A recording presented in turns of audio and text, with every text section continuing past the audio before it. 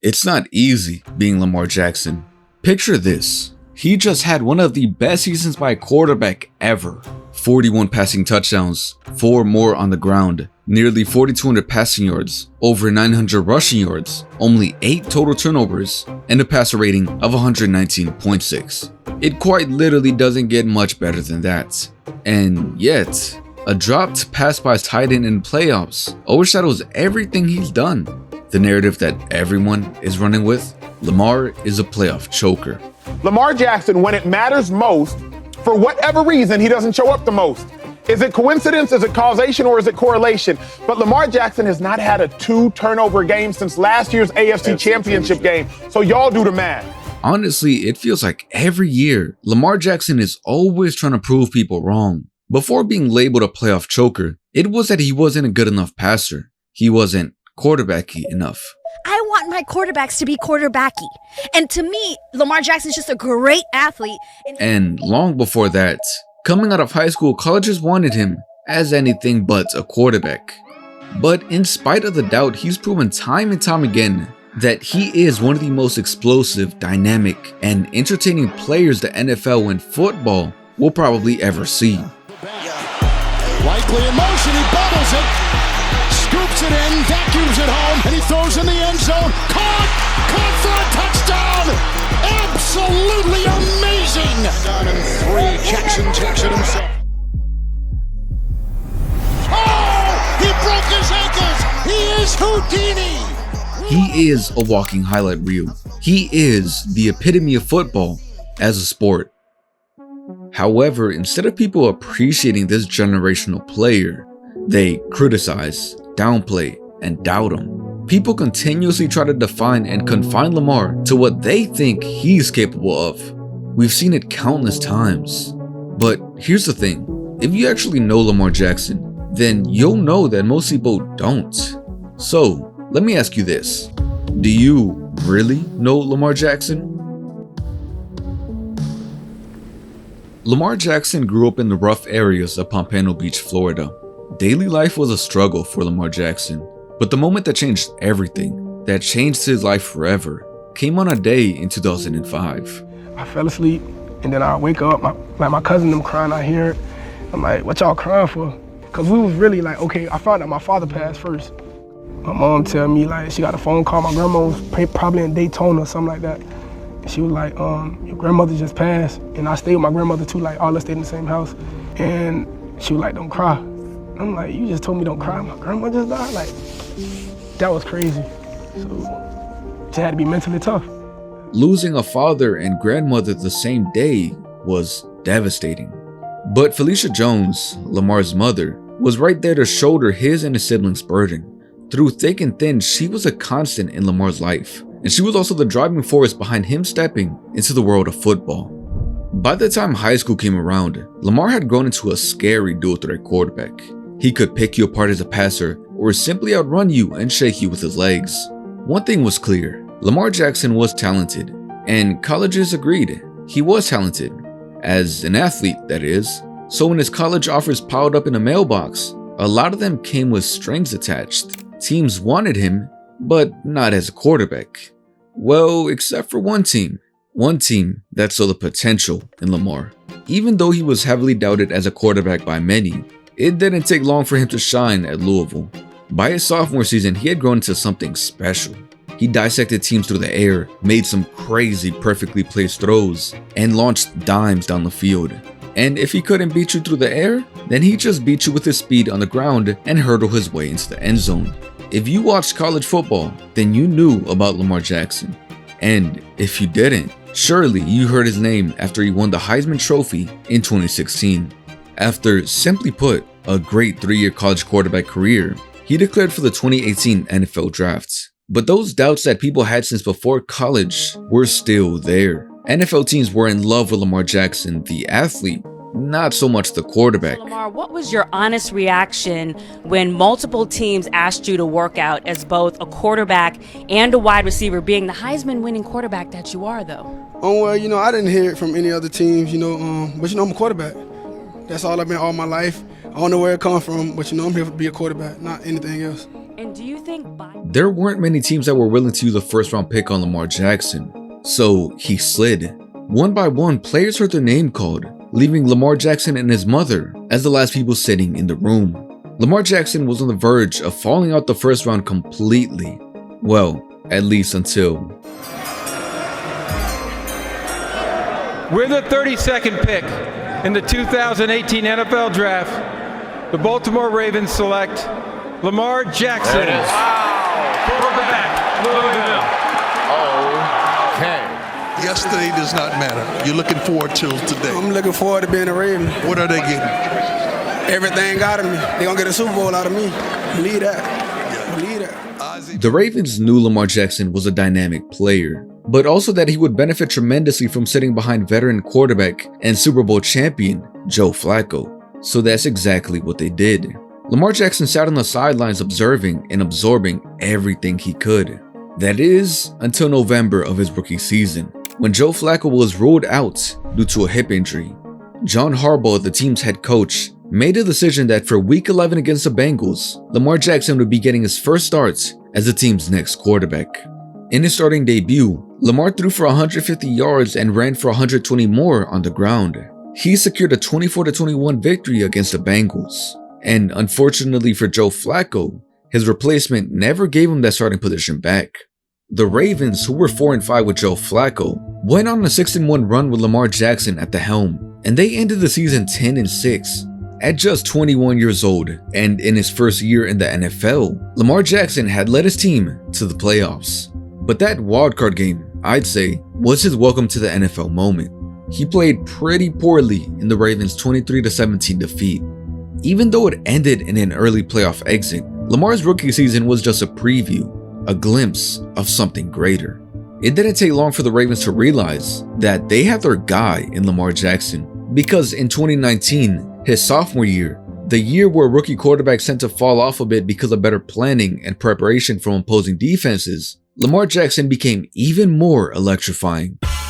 I've never seen anything like this. A guy that in 7 starts last year throws 6 touchdowns. And you remember how it was against the Chargers. They were booing him. We want Flacco. He's gone from that to this. I'm glad people are getting an opportunity to see what this young man is doing.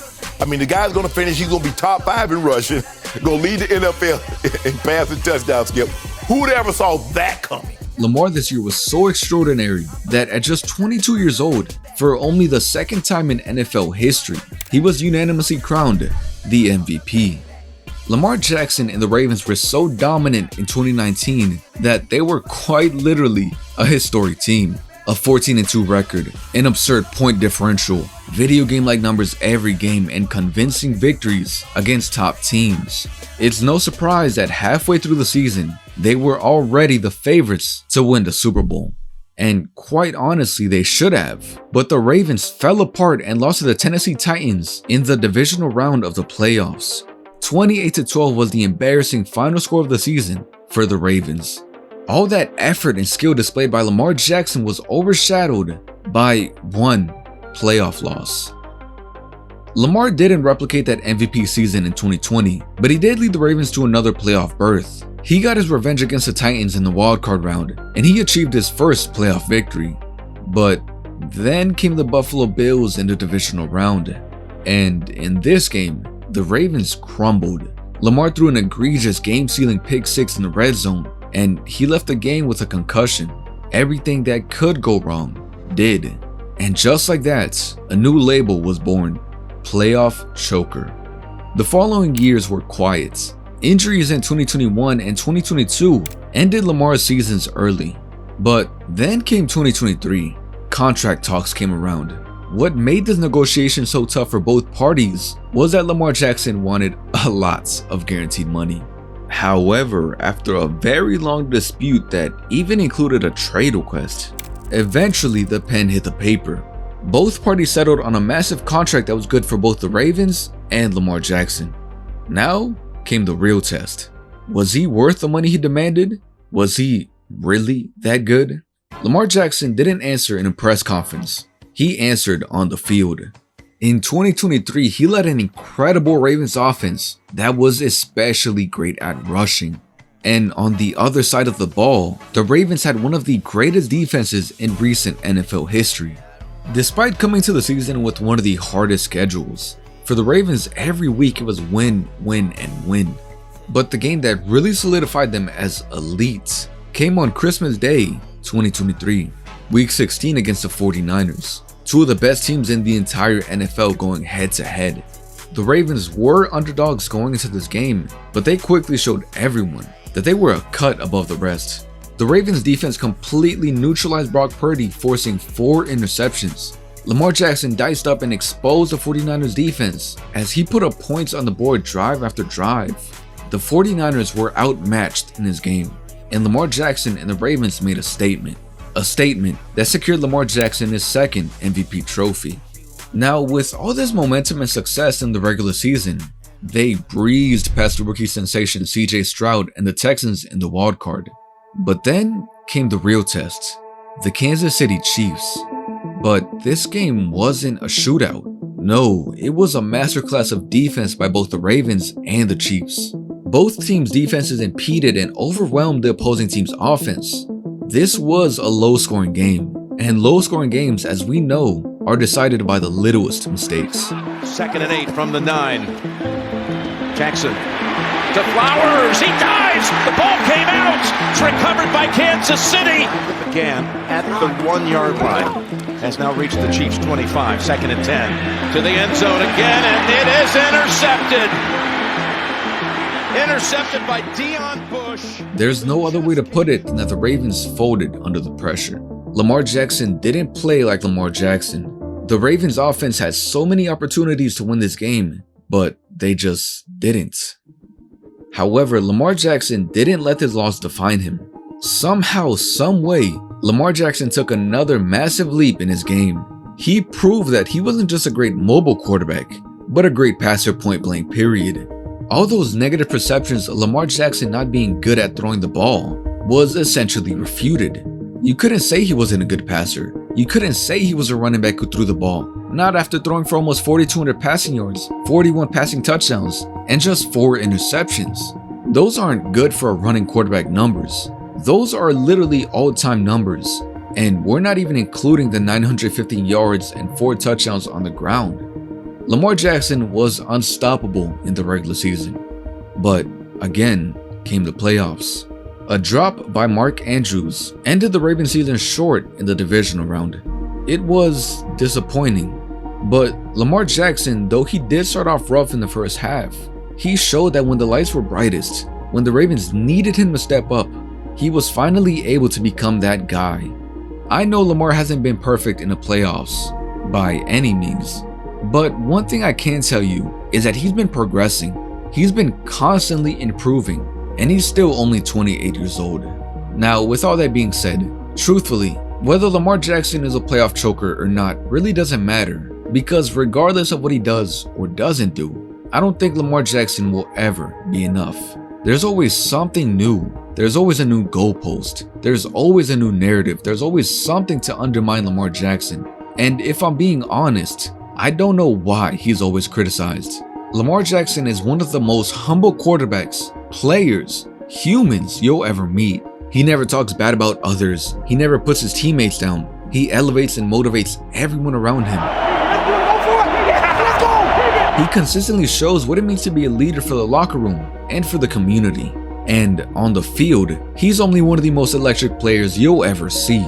Every time he steps on that field, you just can't help but have fun watching as he spin moves past defenders, evades sacks like nothing, stiff arms linemen like ragdolls, threads the needle against secondaries, front flips into the end zone, and much, much more.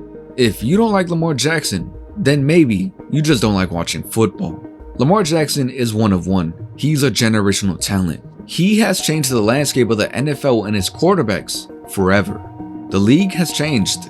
We're in the new era now. So, my advice is, instead of hating, instead of undermining, instead of trying to define Lamar Jackson, just sit back and watch greatness.